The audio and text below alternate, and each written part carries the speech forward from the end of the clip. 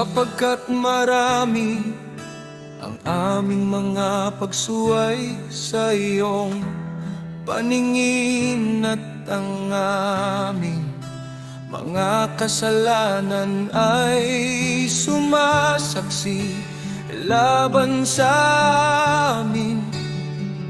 Laging kasama namin ang aming mga pagsuway, at inaamin namin ang aming mga kasalanan.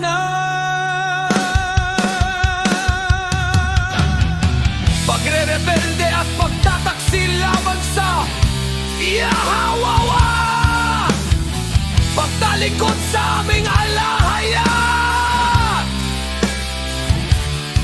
pagpapausig ng pang-aapi at paghihimagsik, pagbubulong ng mga kasinungalingan mula sa puso.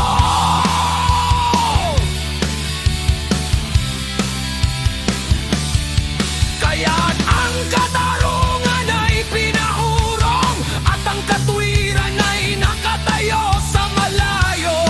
Ang katotohanan ay natisod sa lansangan, at ang katapatan ay hindi makapasok.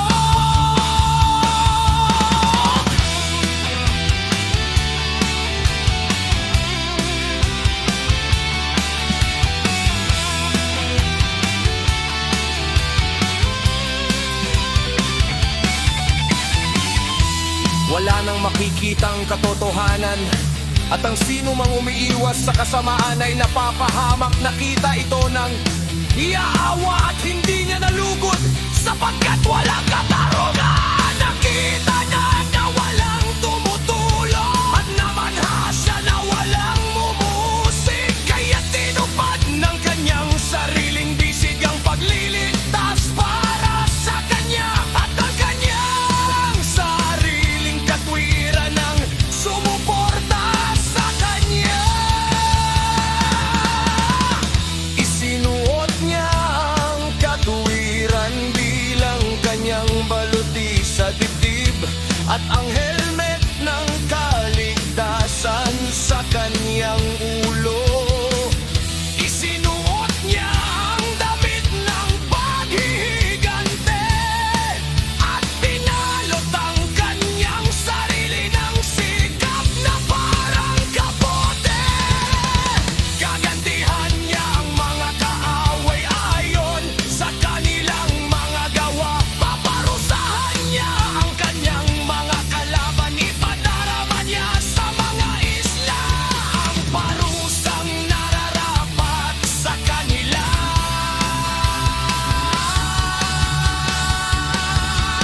Sa dakong kanluran, ang mga tao'y matatakot sa pangalan ng Alaya,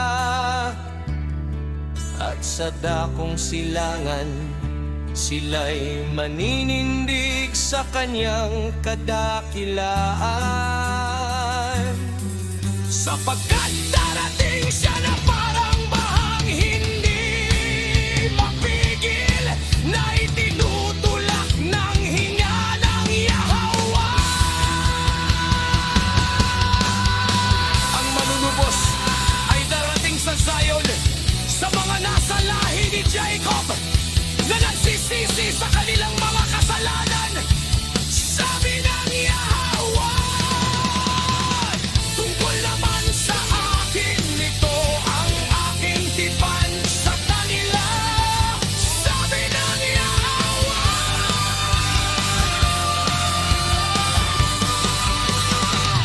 ang aking espiritu na nasa iyo, at ang aking mga salitang inilagay ko sa iyong bibig ay hindi mawawala sa iyong bibig, ni sa bibig ng iyong mga anak, ni sa bibig ng iyong mga apo, mula ngayon at magpakailanman.